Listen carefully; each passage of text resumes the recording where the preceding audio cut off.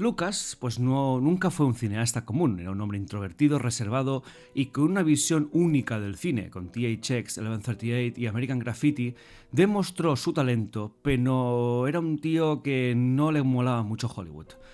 Era una persona muy independiente que odiaba que los estudios hubieran retocado sus dos películas, recortando metraje y básicamente dañando el mensaje original.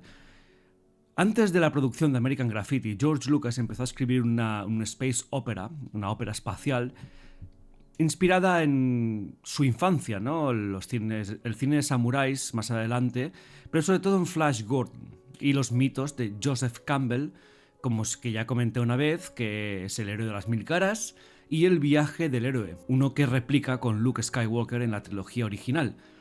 Nadie creyó en Star Wars y Lucas pues tuvo que luchar contra un sistema llamado Hollywood que no confiaba en él.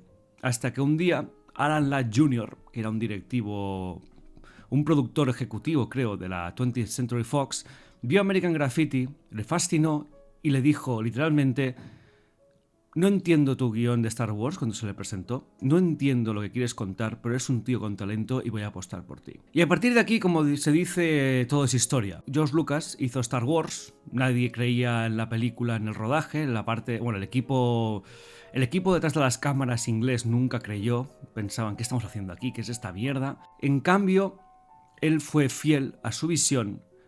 Y por mucho que acabara incluso teniendo un infarto de todo el estrés emocional que supuso la creación de Star Wars, que ya hablaremos un día de ello en un vídeo aparte, pues fue un éxito increíble, un éxito irrepetible y se convirtió en el primer blockbuster de la historia del cine.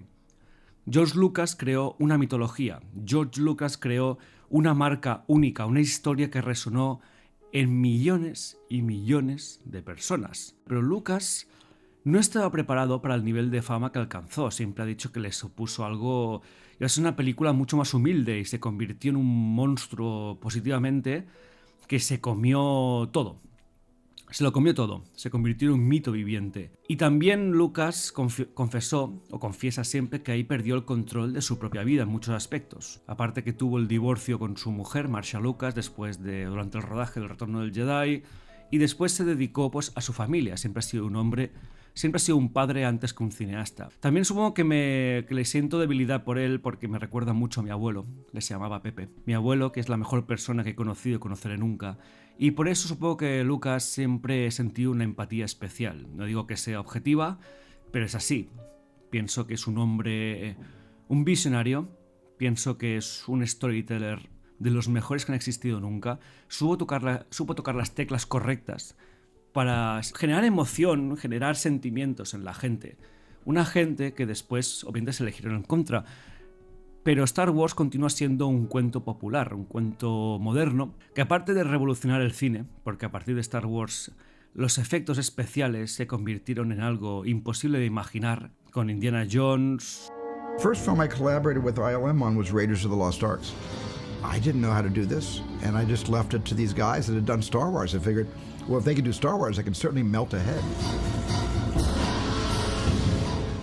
Después Regreso al Futuro, la misma compañía hizo Regreso al Futuro, ILM, ¿no? Industrial Light and Magic, y todo culminó, o sea, el pico de efectos especiales se considera Jurassic Park, cuando se hicieron un screening por primera vez y vieron al tiranosaurio Rex interactuar con un espacio físico. Hubo gente en esa proyección que incluso lloró. Dennis was working off on the corner. We were going along the normal route. Dennis then got the audience with Steven. A herd of running gallimimuses. And he didn't flesh them out, he just basically put the bones in motion. They create a virtual topography that reflects what they've seen in that shot.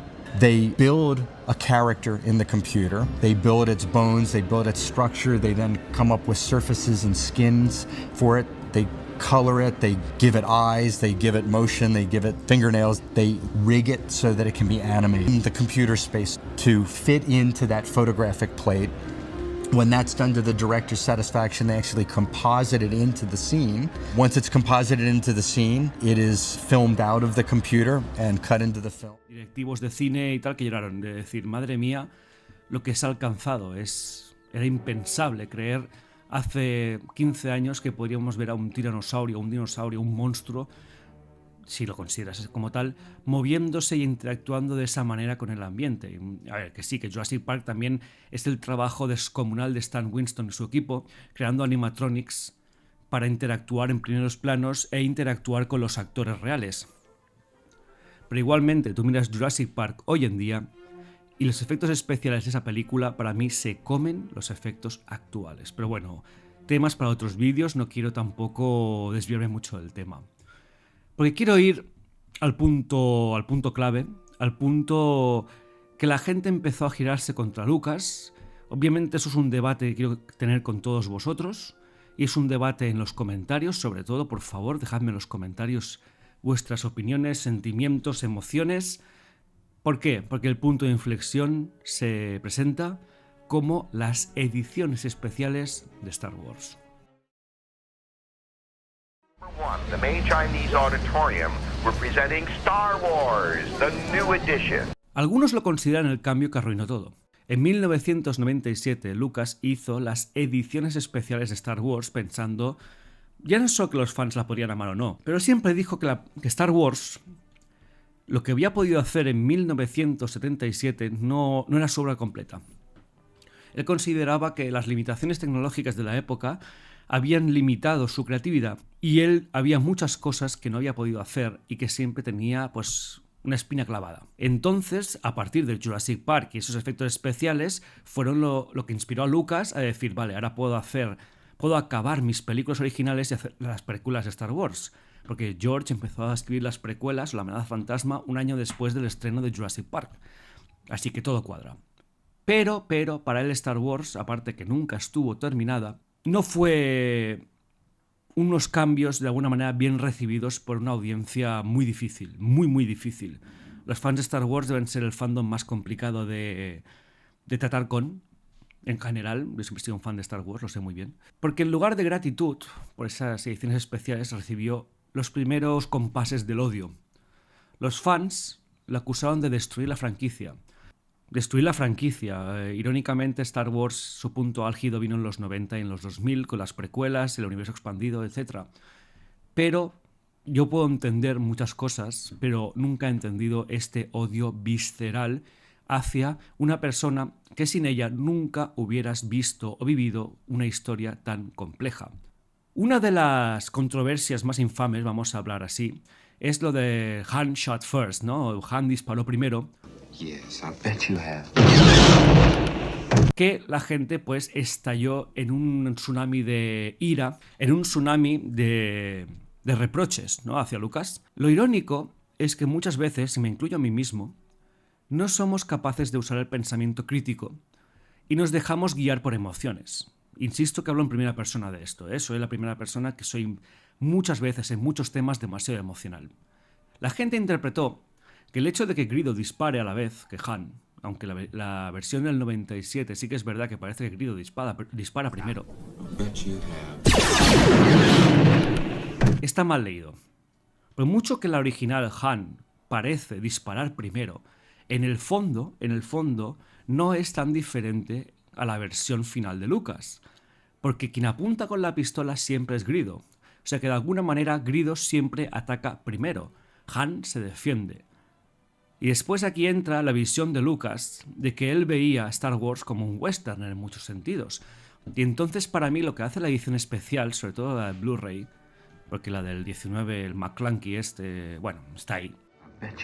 McClunky. Sí, bueno, es que es un zoom-in porque básicamente intentaba emular las películas de Sergio Leone. George Lucas siempre fue influenciado por el cine en sí para hacer sus películas. Y el standoff, que se llama de Greedo y Han, es pues básicamente el bueno, el feo y el malo en algunas cosas, ¿no? Un duelo del oeste. High Noon, ¿no? Por ejemplo, con Gary Cooper. Pues lo mismo. Han y Greedo es un standoff, es un duelo de pistoleros del oeste.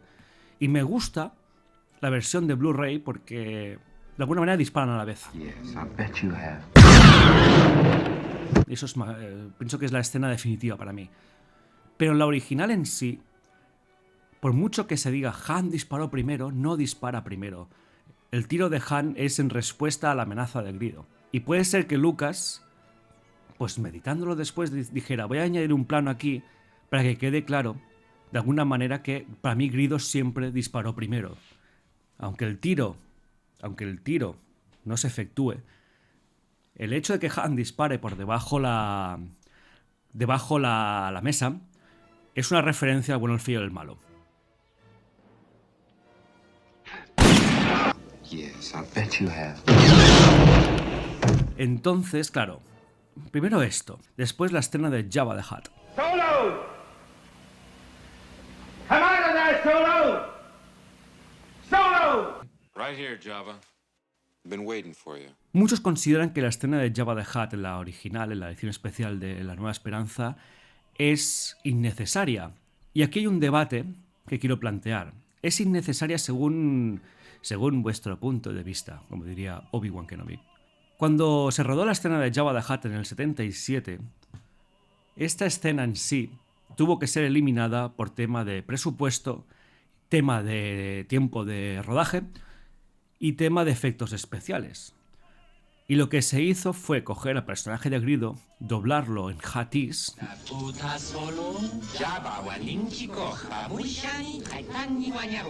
que es el idioma el idioma de los Hutts, y de su clan de asesinos, cazarrecompensas, etc. Y se puso toda la información de esa escena en la escena de Greedo. El problema, si hay algún problema en la edición especial, es que a lo mejor Lucas tendría que haber cambiado los subtítulos para cambiar un poco, de alguna manera, la información y dejarla para la escena de Jabba the Hutt. Pero la gente lo interpreta al revés. Es como la escena de Jabba es innecesaria porque la escena de Greedo, toda esta información es dada al espectador. Pero es al revés. La escena de Jabba the Hutt es donde la información siempre ha ido, desde el momento original hasta la edición especial, y es la escena de Greedo la que fue deformada o cambiada para incluir esa información al público y porque no había más recursos. Entonces, claro, te hace un poquito reflexionar. Y es lo que pienso yo que tendría que haberse cambiado en esa edición especial. Pero la escena de Jabba sí que está perfectamente puesta porque es la idea original de Lucas, es la historia original de Lucas. Que Han se encuentra con Jabba en el halcón milenario y Jabba le amenaza directamente de decir, me pagas el dinero, etcétera, te doy una última oportunidad y si me la vas a pagar. Entonces, irónicamente, el error está en la escena de Greedo de haberla dejado igual y no en la escena de Hutt. Pero bueno, opiniones. Esta es mi opinión.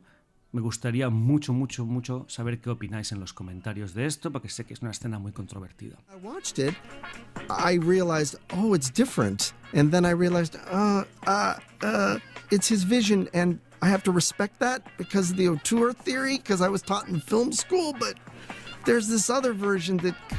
I think anytime you try and improve on anything that becomes that much of a cultural touchstone, you're only going to make it worse. Even if you make it better, you're still only going to make it worse because people, they take ownership of it and they don't want it fucked with. This type of changes are changes that I think are made probably more because George is a different film director than he was in the mid-70s. Complicates a situation that isn't even complicated in the first place. And in addition to that, Greedo misses.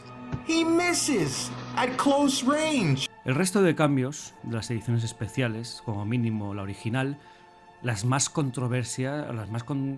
crean más controversias acaban aquí. Después son efectos especiales, orden de los elementos en la pantalla. La batalla de Yavin para mí es mejor la de la edición especial. Pienso que objetivamente, visualmente es más interesante. Y si bien podemos ahora debatir otra cosa, que es si lo que entendemos la gente por la versión original tendría que estar o no en el mercado, pienso que al final es la historia y la obra de Lucas y él tiene todo el derecho del mundo a presentarla como su visión.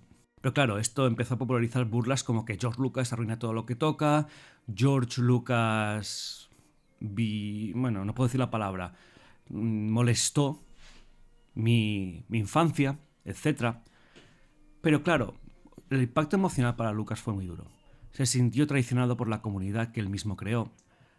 Se volvió más hermético, más distante, o eso dicen, en entrevistas más personales de gente que le conoce, y dijo en entrevistas que ya no podía hacer nada sin ser criticado.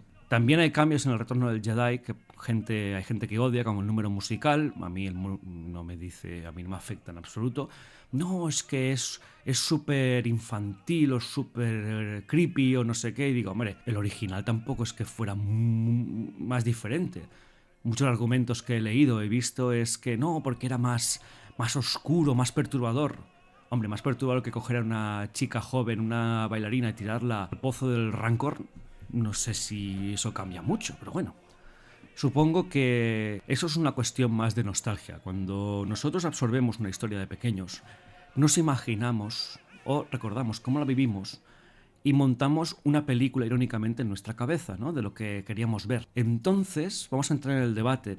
Cuando la gente habla que quiere la versión original de Star Wars, ¿cuál de las versiones originales estamos hablando? Porque hay un youtuber que se llama Rick Worley que hizo un documental de 6 horas analizando y en defensa de la obra de Lucas, y es muy interesante. Si lo podéis ver, está en inglés, diría que no está subtitulado en español, pero bueno, y explica que solo La Nueva Esperanza tuvo 9 versiones. Y entonces, cuando hablamos de la original, ¿a qué original nos estamos refiriendo? ¿A la que salió con efectos visuales algunos inacabados, la que no ponía episodio 4 Nueva Esperanza, la que fue editada el sonido, algunos sonidos entraban, algunos no entraban, no sé qué? ¿Cuál es la versión original? Si decimos, pues una versión original que conserve los efectos especiales del 77, te puedo decir, pues sí es muy interesante tener esa versión. Básicamente para ver el material original, poder comparar y poder disfrutarlo en el caso de que sea así. Pero después muchos fans también he visto que se contradicen, porque empiezan a proponer ideas a Lucas de cómo debería ser la historia, y te das cuenta que la versión original que uno propone no es la misma que el siguiente. Entonces, la pregunta que os hago para los comentarios es: ¿qué es para vosotros la versión original de Star Wars? ¿La que se estrenó en cines en 35 milímetros, en 16 milímetros? ¿La que vino con el título del episodio 4, de La Nueva Esperanza? ¿La que salió en el 95 con Laserdisc, que se llama, que fue la última sobre la original que se estrenó? ¿Cuál es la versión original de Star Wars para vosotros? ¿Estáis a favor o en contra de esos cambios? ¿Preferís, por ejemplo, los efectos especiales de los originales? La edición especial os parece más interesante.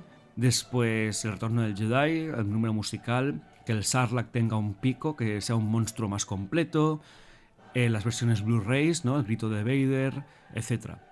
Decídmelo en los comentarios, pues me gustaría mucho escuchar o leer vuestras opiniones en este caso, porque para mí está claro que por mucho que yo entienda a muchos fans o mucha gente que ama el cine, que le gustaría tener una copia, unas 3 discos con las versiones originales, entre comillas, las ediciones menos retocadas, dilo como quieras, lo puedo entender perfectamente, ¿vale? Yo soy más, irónicamente, y por eso me meto tanta caña por el vídeo que hice de Last of Us, fui un pretencioso de mierda y lo siento mucho, porque yo creo en la teoría del autor. Yo pienso que el autor de una historia es quien tiene el último que decir sobre cómo esa historia es ejecutada. Y aparte de eso, claro, al final, si yo creo una historia, yo puedo, por ejemplo, escuchar a los fans, puedo escuchar ideas, qué os ha hecho sentir, etcétera, bla, pero no creo que nadie tenga derecho a ir a un artista, a un creador, y decirle, no, tienes que hacer la historia como yo creo que tienes que hacerla.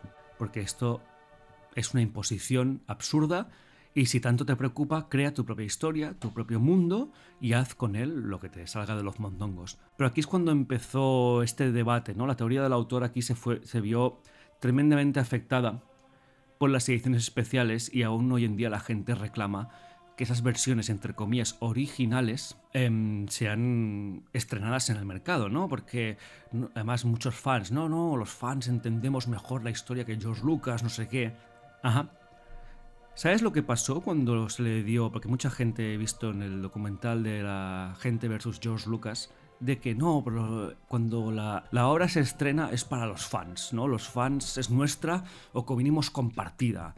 No, vamos a tener que arrebatar la historia o Star Wars de las manos de Lucas cuando muera. This is an interesting question. Does the public have the right to the materials of its own culture? And I would say yes. Mr. Lucas, please just release them, okay? At least make them available to people.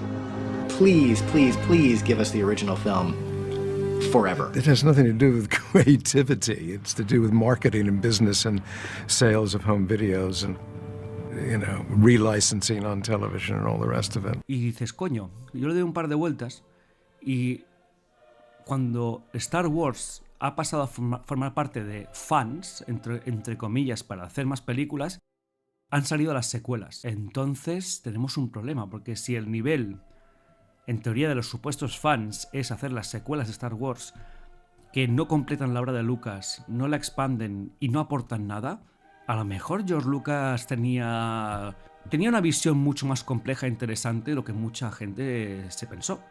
Porque ahora, irónicamente, mucha gente que lloraba ahora dice, no, Lucas, tienes que volver porque Disney ha destruido la historia. ¿En qué coño quedamos? Cuando la vendió, todo el mundo celebrando, mucha gente celebrando, por fin Lucas la toma por culo, y ahora va a coger gente nueva, van a hacer Star Wars tal, y salió el episodio 7, que es un refrito de Abrams, que es uno de los tíos más mediocres de la historia del cine, y es un refrito de la trilogía original, porque roba elementos de todas. Rian Johnson tampoco es tan diferente, y el episodio 9 es un despropósito de guión y de película. Entonces, claro, ¿cómo puedes hacer una tercera trilogía de una historia en 9 partes cuando la tercera trilogía copia a la original o al segundo acto de la historia y no hace ninguna referencia ni le hace ni puto caso al primer acto, que son las precuelas? Eso no es una historia completa. Por eso, para mí, las secuelas no son canon. ¿Por qué? Porque no respetan ni siguen la visión de George Lucas. Los tratamientos de Lucas fueron desterrados, fueron tirados a la basura junto con los guiones de su serie de Star Wars Underworld, y todo lo que Lucas creó se fue a la basura. Entonces, si esto es lo que los fans pueden hacer, yo me bajo del barco con todo el respeto. Si a ti te gustan las secuelas, etcétera, me parece de puta madre, cuidado, ¿eh? Pero yo soy muy partidario de la teoría del autor, y si el autor no firma unas películas, unos libros, unos cuadros, cualquier tipo de forma de arte que quieras decirle, no lo firma personalmente o no lo supervisa, para mí eso no vale. Y entonces, claro, como las secciones especiales y todo lo que hubo, la gente llorando de que no sé qué, no sé cuántos, que lo puedo entender, que los cambios, no acabo de entenderlo, el debate de las originales, llegamos a la época de las precuelas. El odio de las precuelas, o hacia las precuelas, es lo que mucho se considera el punto de quiebre, ¿no?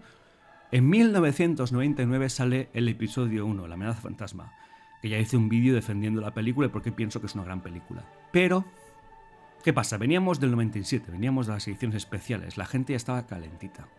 Los fans estaban calientes. ¿Qué pasa? Que ya iban con predisposición negativa. La película suponía el gran regreso de Star Wars a la gran pantalla, a la cultura popular, etc. Pero fue masacrada por la crítica de los fans en general. Jar Jar se convirtió en un símbolo de todo lo malo de las precuelas, ya he hablado de Jar Jar y cómo es un personaje súper necesario y súper importante para la amenaza fantasma.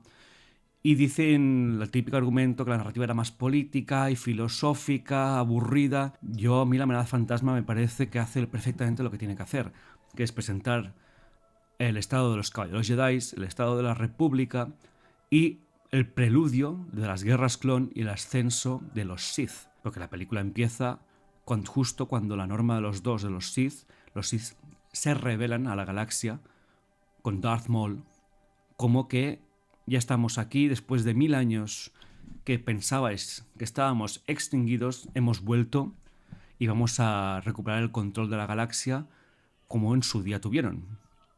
Aunque nunca... Palpatine es el único Sith que controla la galaxia a nivel global. Lo máximo habían sido los 2 imperios Sith.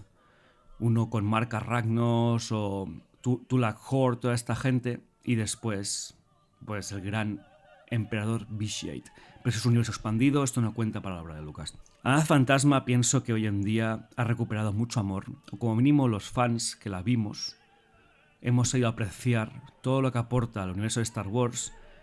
Estoy cansado ya del debate que si los midichlorianos convierten la fuerza en algo físico. Si tienes un poco de pensamiento crítico o intentas, no quiero, que a veces suene un poquito pedante con esto. Si te das un par de vueltas, si escuchas bien o ves bien la escena de Qui-Gon y Anakin, si investigas un poco, verás que los midichlorianos no son la fuerza. Es una vía orgánica comunicativa con una fuerza mística que obviamente los mortales no podríamos acceder a sin una forma de vida que nos conecte. Es como decir que yo, si empiezo a meditar fuerte, podré conectar con la energía oscura y la materia oscura que definen nuestro universo. Es imposible. Es imposible. Pero si tuviéramos dentro unas microbacterias, unos viruses, que nos permitieran, a partir de esa forma de vida sensible a este tipo de cosas, conectar con esta energía, con esta materia, entonces la cosa cambiaría. Ojalá existieran midichlorianos en este mundo y yo pudiera entender mejor el universo donde vivo a partir de la meditación y la reflexión con estas formas de vida que actúan como puente entre una energía imposible y un ser de carne y hueso como yo, que tengo una mortalidad muy limitada. Me fascinan los midichlorianos. Y después en Clone Wars se explican más. La tercera trilogía iba sobre la explicación total de la fuerza que conectaba con las dos trilogías anteriores. Pero ¿qué pasa? Que los tratamientos se fueron a tomar por el culo, ya sabemos por qué, y los tratamientos me gustaría mucho algún día poderlos leer. Porque hoy en día con la inteligencia artificial, y ya sé que el debate es eterno y puede ser una puta mierda, pero con la inteligencia artificial podríamos coger esos tratamientos de Lucas y llevarlos a la pantalla, aunque fuera de manera humilde. Y como mínimo, yo como fan de Star Wars tendría la clausura de que la historia estaría acabada. Pero bueno, episodio 1, ya hemos hablado, tenéis un vídeo de media hora para ver lo que tengo que opinar de ello. Lo podéis ver después sin ningún problema y si no en los comentarios me ponéis a parir, ya, lo que queráis, con todo cariño, solo faltaría. Aquí hay libertad de expresión para decirme que tengo razón o no, para mandarme la mierda, lo que queráis. O sea, esto es un debate al final. Un debate, pero un debate cariñoso, nada de ir a la yugular. Después llegan los episodios 2 y 3 de las precuelas. No importaba lo que Lucas pudiera hacer, los fans ya odiaban la amenaza fantasma y el ataque de los clones no ayudó. Y el Lucas bashing pues se convirtió en una moda, ¿no? Ahora resulta que Lucas empezó en las narrativas de que Lucas en el fondo no tenía mérito de haber hecho la trilogía original, porque si empezabas a pensar, en el fondo pues no hizo nada, ¿no? Solo se inventó todo el universo, pero ahora no hizo nada. Fue la gente que le rodeaba, ¿no? Siempre ha sido un mediocre y lo está demostrando, etc.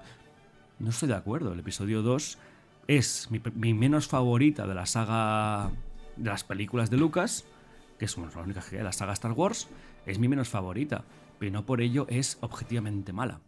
La parte de los clones es una referencia a su película THX. Te explican cómo empieza a caer una democracia. Cuando se le dan los poderes supremos al canciller Palpatine y crea el ejército de clones, es una referencia directa al nazismo. Adolf Hitler fue elegido como canciller de Alemania y después creó un ejército y lo que pasó, las guerras clon no son la Segunda Guerra Mundial en absoluto, pero tienen tintes directos a ese concepto. George Lucas entonces, claro, pasó de ser un visionario, siempre ha sido un visionario, un puto genio, a un viejo que no entiende Star Wars. Me encanta cuando los fans se piensan que saben más de la historia que el propio creador de la historia. Cuando para mí, por ejemplo, el episodio 3 es mi favorita de Star Wars. La venganza de los Sith me parece una ópera descomunal. Una tragedia increíble. Ya hablaremos un día también de la caída de Anakin al lado oscuro y cómo emocionalmente tiene mucho más sentido de lo que la gente nunca ha podido entender.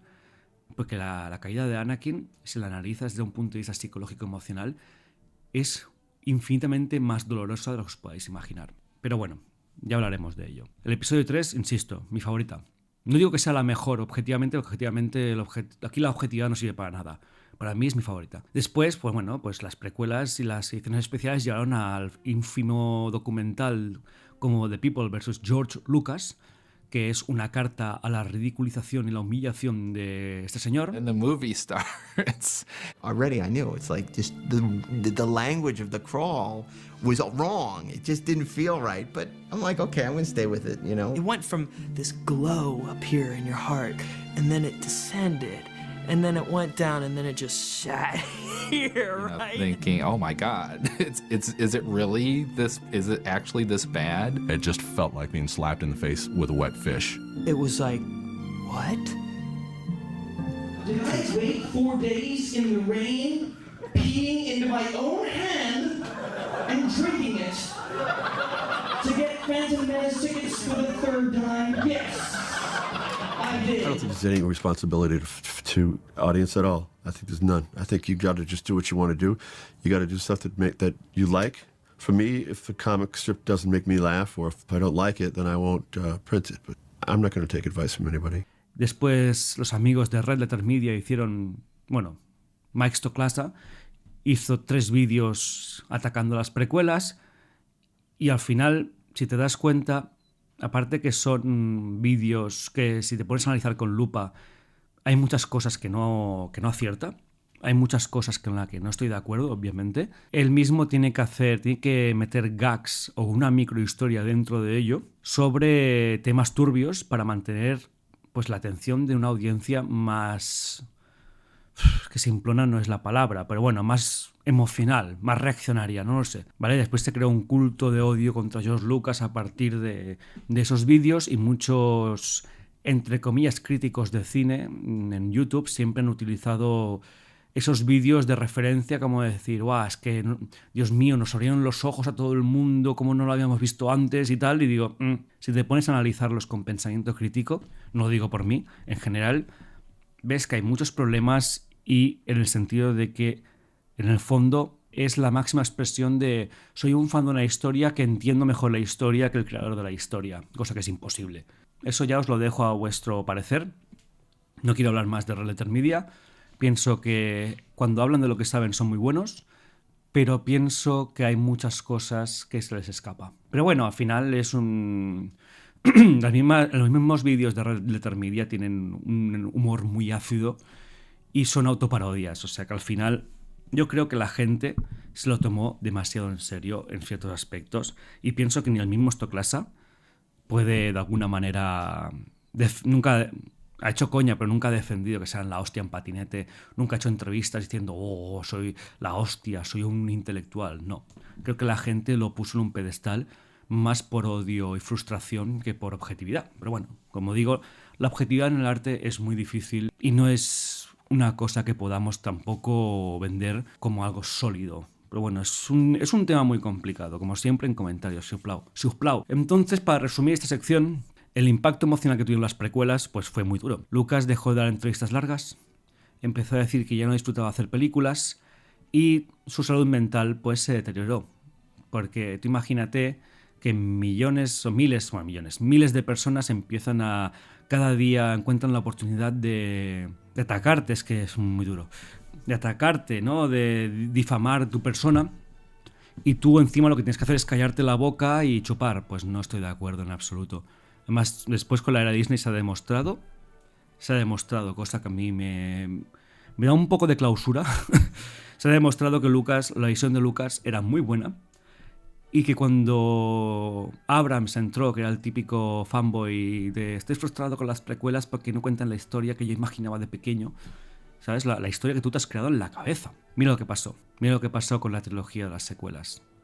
Que irónicamente, y si lo miras fríamente, ya, bueno, es un tema y tal, la mejor de esa mierda es Los Últimos Jedi, y lo digo de verdad. Un día ya hablaremos porque Rian Johnson no es tan culpable como la gente se imagina en muchos aspectos, pero es la única película de las 3 que como mínimo intenta hacer algo diferente. No digo que lo haga bien, o mal, bueno, para mí mal, pero dentro de todo no es un fan frustrado, sino un buen director que se encontró en la peor situación posible. Pero bueno, es un tema para otro día. Bueno, al final ya sabemos lo que pasó, ¿no? Amigos y amigas, que George Lucas en 2012 vendió Lucasfilm a Disney por $4.000 millones.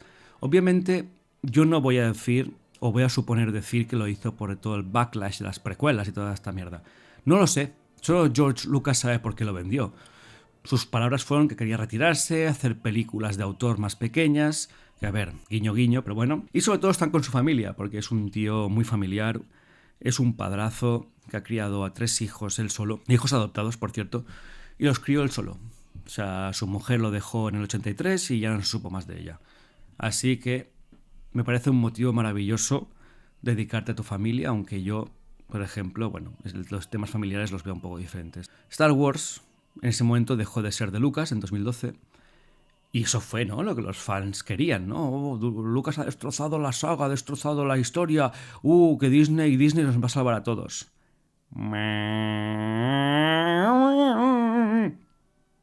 No hace falta que diga otra vez lo que pasó, ¿no? Lucas entregó sus tratamientos de las secuelas, sus ideas para personajes a la amiga Kathleen Kennedy, una de las ratas traicioneras más grandes de la historia, y lo primero que hicieron con esos tratamientos, se consideraron, ¿no? Hasta que vino Abrams, y como la rata que es también, consiguió que se descartaran y hacer, pues, su fanfilm. Un fanfilm que es una porquería absoluta, que no vale para nada. Básicamente impuso su narrativa de fanboy y lo hemos pagado todos. Al final, si quieres hablar de justicia poética, puedes. Pero, una tragedia. Una gran tragedia. Lo de Star Wars. Una grandísima, gran tragedia. George Lucas fue apartado. Si queréis ver la entrevista, hay una entrevista que lo explica. Fue completamente excluido de la nueva era de Star Wars. Básicamente se le apartó como si fuera un viejo demente, y me parece algo tan putrefacto, porque Disney, sobre todo Abrams, que es un carroñero, que no tiene ni imaginación, ni creatividad, ni talento, ninguno. Y sí, lo siento si sueno visceral, pero es que es un tío que mejor me callo, porque yo puedo entender muchas cosas, pero que seas tan rata de venir, coger una historia que no es tuya, hacer creer a la gente que ahora es tuya y destruirla de esta manera y encima sin entender nada, como dirían los andaluces, me da mucho coraje, me da mucho coraje. ¿Cómo puedes hacerle eso a George Lucas? Apartarlo de esa manera como si fuera un pulgoso en medio de la calle. Este silencio es un silencio de dolor. La verdad es que a mí me afecta estas cosas, porque me puedo poner en la piel de este señor, empatizar con Lucas y ver la guarrada que... ¿Cómo se debe sentir? Una historia que ha construido durante 40 años, que venga un tontolaba, la Kathleen Kennedy que le mintió en la cara en ese famoso vídeo de la venta. The main thing is to protect these characters, make sure that they still continue to live in the way that you created them.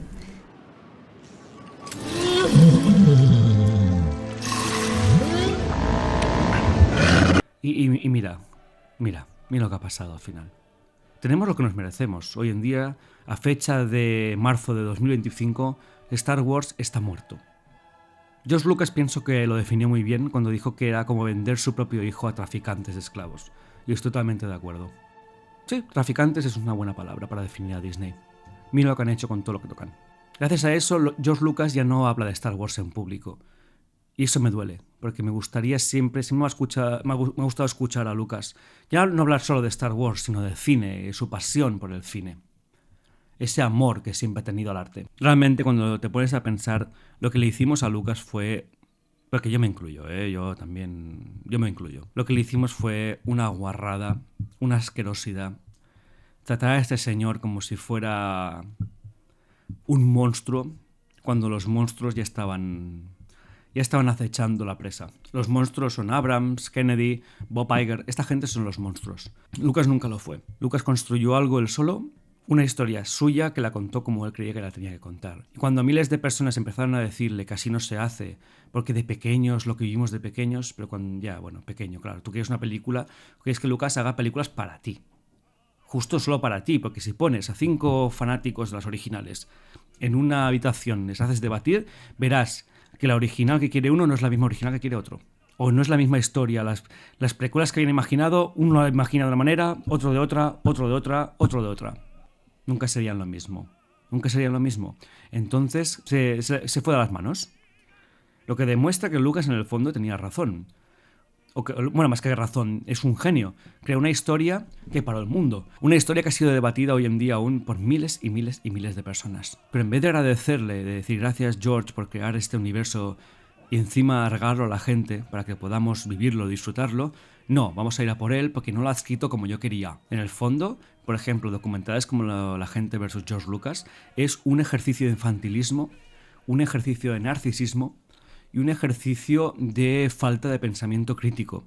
Ya no te digo porque te gusten o no las precuelas, etc. No. Pensamiento crítico en decir que estamos más pendientes de nuestras propias emociones, estamos más pendientes de lo que queremos sentir nosotros que de lo que el artista está intentando explicar. Lo que comenzó con amor por el trabajo de Lucas se convirtió en odio irracional. La irracionalidad es el elemento infantil. Los niños son irracionales, los adultos deberíamos ser los más racionales. Y no es así.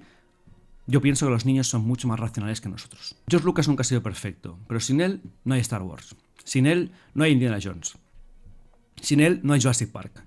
Sin él el cine no hubiera hecho este ejercicio de imaginación que pudo hacer a partir de la original.